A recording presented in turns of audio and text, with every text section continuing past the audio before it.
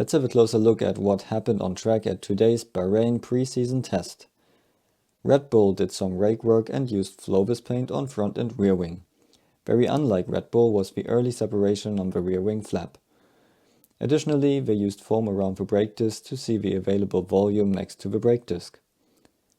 All eyes were on Mercedes this morning when they showed their B-Spec bodywork for the first time. If you want to know more about it, check out my other video in the description. Also, Mercedes gave us a good look underneath their car and showed their impressive packaging. If you want to know more about how Mercedes can achieve their tight side pods, check out my video about the Mercedes X chassis. On the pictures today we could see that they use a relatively small center radiator like in previous years and a pretty compact plenum. At Aston Martin we can see the same engine and their horizontally laying radiators in the side pod. They have plenty of space underneath the side pod, so they could create a much smaller bodywork at the back if they want to. As predicted before, the rearward mirror stay of the Mercedes A-Spec car was a nice detail and easy to copy. Today we saw this outwashing stay on the Aston Martin. They tried to solve the bouncing issue with a large breather slot at the side that allows air to flow underneath the car even if the floor edges are on the ground. To understand the problem, they were using pressure tappings along the floor edge to analyze the suction in this area.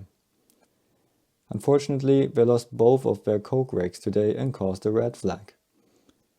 Alpine also tried the breather slot to avoid bouncing.